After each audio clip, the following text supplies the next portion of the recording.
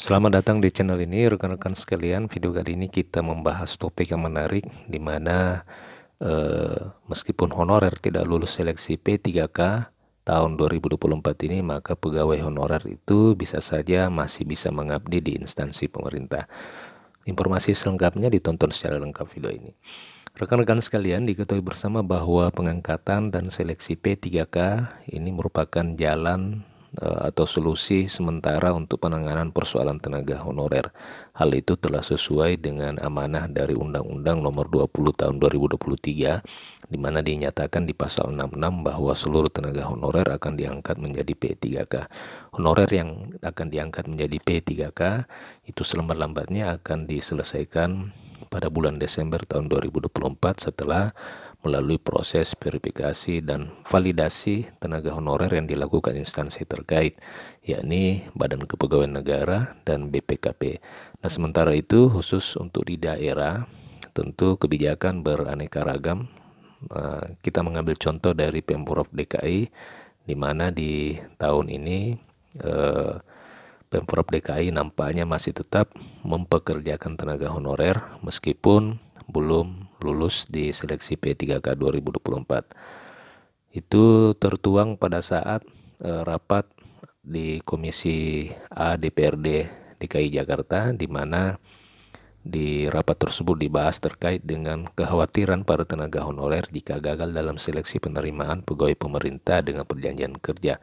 Sebab salah satu honorer telah berkomitmen terus memperjuangkan ketersediaan anggaran untuk sebab DPRD DKI Jakarta telah berkomitmen terus memperjuangkan ketersediaan anggaran untuk meningkatkan kesejahteraan honorer di lingkup Pemprov DKI. Pernyataan itu disampaikan usai menerima audiensi Forum Honorer kategori 2 Tenaga Teknis Administrasi.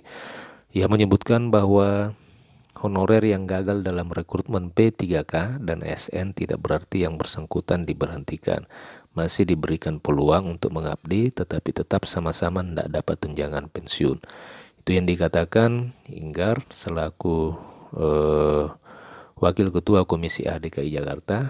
Dia menyebutkan bahwa honorer yang gagal dalam seleksi P3K tidak berarti bersangkutan harus diberhentikan, masih diberikan peluang untuk mengabdi tetapi tetap sama-sama tidak dapat tunjangan pensiun.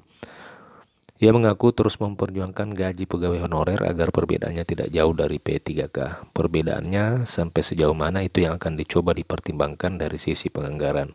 Namun tidak bisa mengusulkan perubahan aturan ataupun mengubah syarat yang telah diatur oleh Badan Kepegawaian Daerah dalam proses rekrutmen. Tapi dalam segi aturan dan juga kebutuhan, tentu DPRD tetap mengacu kepada kebijakan dari Badan Kepegawaian.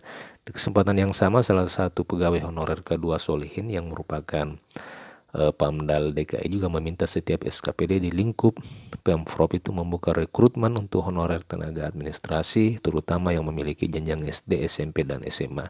Kembali lagi, aspirasi yang disampaikan adalah memohon agar supaya pemerintah daerah juga membuka rekrutmen untuk honorer tenaga teknis, terutama yang memiliki kualifikasi pendidikan SD, SMP, dan SMA. Jujur saja menurut salah satu honorer ini bahwa mayoritas honorer tenaga administrasi itu memiliki kualifikasi pendidikan SD, SMP, dan SMA tersebar di banyak SKPD.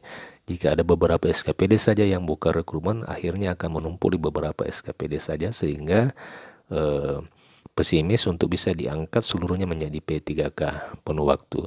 Saat ini honorer kedua tenaga administrasi dengan kualifikasi SD, SMP, dan SMA dihantui ketakutan tidak lulus pada tahap administrasi. Padahal rekrutmen tahun ini menjadi harapan bagi mereka untuk bisa diangkat menjadi P3K.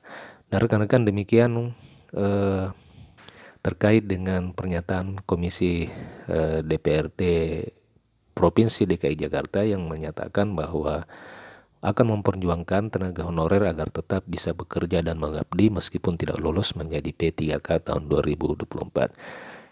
Jika ada tanggapan dan pertanyaan terkait dengan berita kali ini, silakan tuliskan di kolom komentar. Terima kasih, sampai jumpa di video berikutnya.